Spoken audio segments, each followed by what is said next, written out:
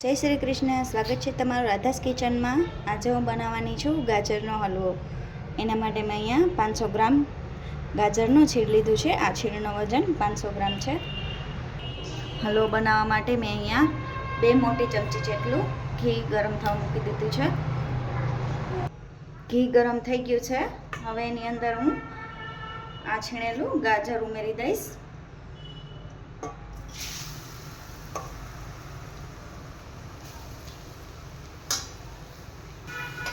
છીણેલું ગાજર ઉમેરી દીધું છે. હવે એને 3 થી 4 મિનિટ ઘીમાં શેકવાનું છે.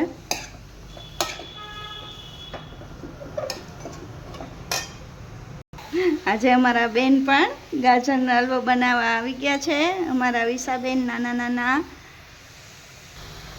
હવે અહીંયા 3 થી 4 મિનિટ થઈ ગઈ છે અને ગાજર શેકાઈ ગયા છે. હવે એની અંદર હું દૂધ ઉમેરી દઈશ.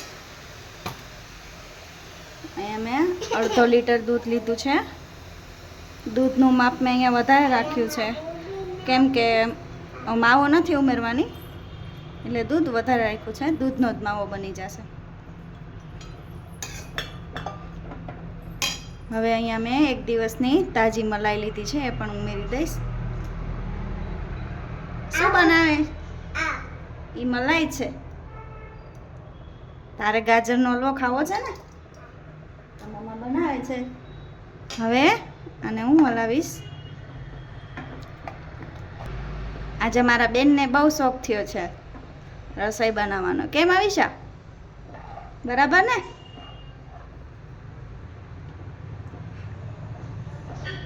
બહુ ગમે તને રસોઈ કરવી બેટા? તો એ પછી વિડીયો બનાવીશ ને? ઓકે.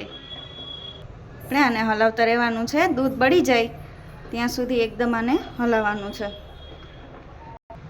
અમારા ઢીંગલી બેનને રસોઈ કરવી બહુ ગમે, એટલે હું કરતી હોય ને ત્યારે એને ખાલી હાથ અડાડવા દઉં. એને એમ થાય મેં રસોઈ કરી.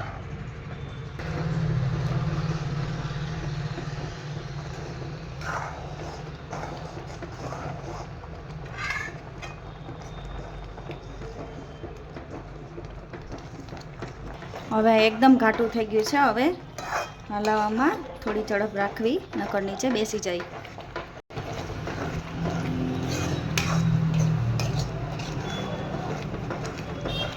હવે અહીંયા દૂધ બધું બળી ગયું છે ને એકદમ ઘાટું થઈ ગયું છે. હવે આની અંદર હું 250 ગ્રામ ખાંડ ઉમેરી દઈશ. ખાંડનું પ્રમાણ તમે ઓછું વધારે કરી શકો છો અને ખાંડનું પાણી થાય એને પણ આપણે બાળી લેવાનું છે. આવી રીતે સતત હલાવવાનું.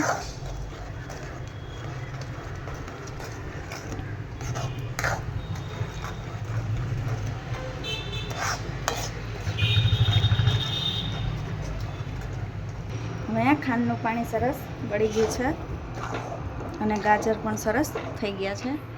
હવે એની અંદર તમે મનપસંદ તમારા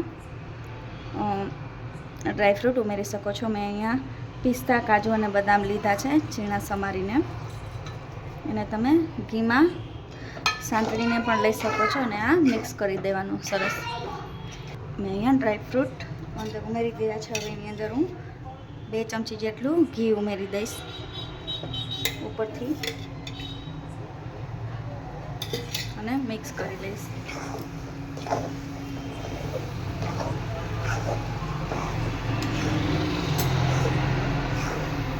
તો તૈયાર છે આપણો ગાજરનો હલવો. હવે એને હું એક ડીશમાં સર્વ કરી લઈશ.